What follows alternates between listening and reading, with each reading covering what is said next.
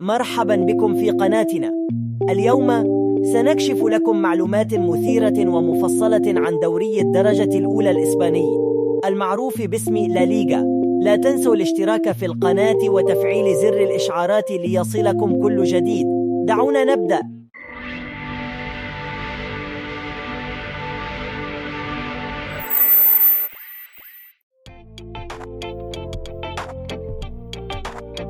في 23 من فبراير سنة 1929 تأسس دوري الدرجة الأولى الإسباني، وكان يعرف في البداية باسم كامبيوناتو ناسيونال دي ليغا.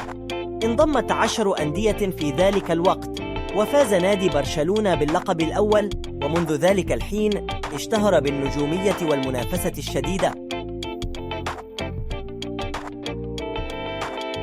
هو مسرح للأهداف الخلابة والتمريرات الساحرة. تتصدر ريال مدريد قائمة الأندية الأكثر فوزاً بلقب الدوري برصيد 35 مرة، يليهم برشلونة ب27 لقباً، وأتلتيكو مدريد ب11 لقباً. تعد شباك دوري الدرجة الأولى الإسباني مكاناً لتسجيل أهداف خرافية. ومن بين أكثر الهدافين تألقاً في العالم تألقوا فيه لا يمكننا نسيان ليونيل ميسي وكريستيانو رونالدو، اللذين سجلا أكثر من 300 هدف في المسابقة. وفيما يخص أكثر اللاعبين مشاركة في الدوري، فحارس المرمى الإسباني أندوني زوبيزاريتا انفرد بأعلى القائمة ب622 مباراة لعبها في الدوري. يعود الرقم القياسي لأطول سلسلة انتصارات متتالية في الدوري إلى نادي برشلونة موسم 2018 عندما حقق 39 انتصارا متتاليا. الرقم القياسي السابق كان مسجل باسم فريق ريال سوسيداد، وكان قد حققه في موسم 1980 بواقع 38 مباراة متتالية.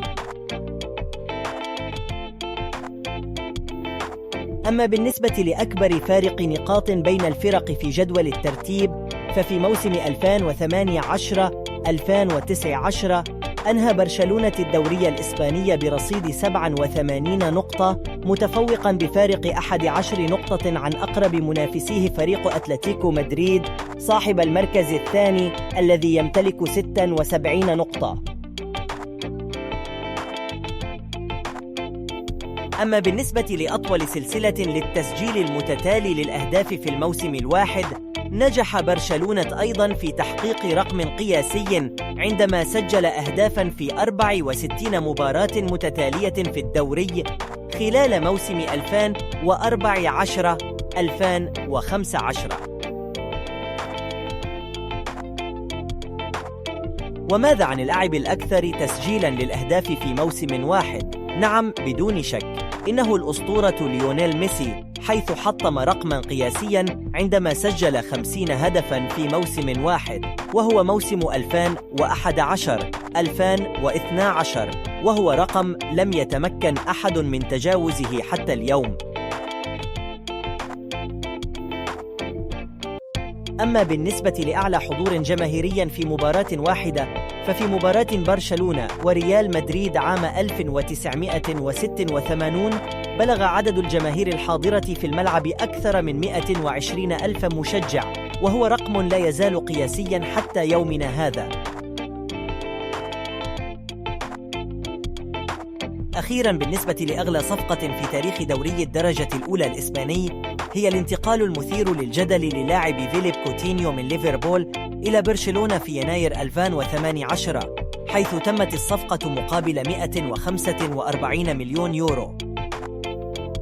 وهكذا نكون قد استكشفنا سوياً بعض المعلومات المثيرة والدقيقة حول دوري الدرجة الأولى الإسباني لا ليغا. نتمنى أن تكونوا استمتعتم بهذا الفيديو.